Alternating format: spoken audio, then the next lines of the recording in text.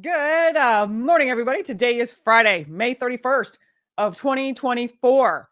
And yes, this is a good morning. And yes, this is the day that the Lord has made. And no matter what happened yesterday, it doesn't matter. We are still sitting watching God and waiting for him to do something. Our enemies want us in panic. They want us in fear. They want us worried. They want us like throwing our hands in the air. They want us all discouraged. And God saying, I got it. Yesterday, when I heard this, it hit me hard because I'm like, Lord, wait, your word said yesterday. And I just kept getting grieved by it.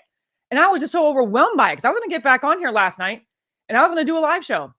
And even my husband stopped me from doing it because I react sometimes really quickly when I shouldn't. And so the Lord used him, thank you, Chris, to let me calm down and go into prayer. Because the first thing that kept it coming up in my spirit as soon as I heard that, verdict was, this is what the Lord said yesterday in this prophetic word.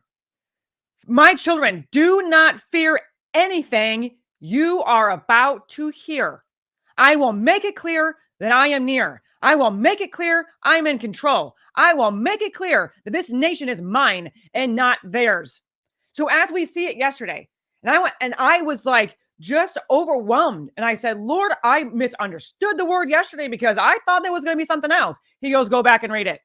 And I'm like, okay. I said, I apologize to him. I was repenting. I was crying. I was overwhelmed because my job is to give you the word.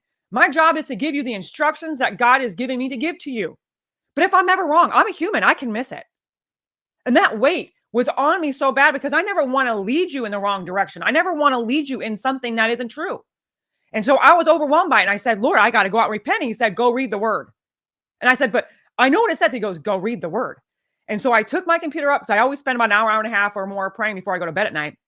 Took my notebook, took my Bible, took my computer, and I just sat in my bed and I just started praising God. I started worshiping him. I got into it. I started putting on praise and worship music on, and I started getting into the flow of the Holy Spirit. And I said, okay, Lord. And I kept opening this thing back up and I kept reading it. And I said, did I read it wrong? He said, yesterday, or I'm telling you this because he told me this morning too.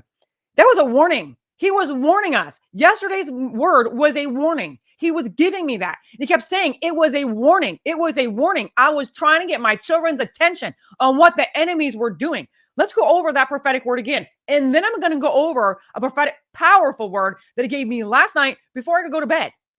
And that just put me on like cloud nine because I'm like, Lord, he showed me. Because there's sometimes we let our reasoning get involved when it comes to prophetic. And God's saying, look, go and read it. Go get into prayer. That's why I tell you guys to do it all the time. Well, I had to take my own word where God has been telling you through me. He's been telling you, go get in the word. Don't take my word for it.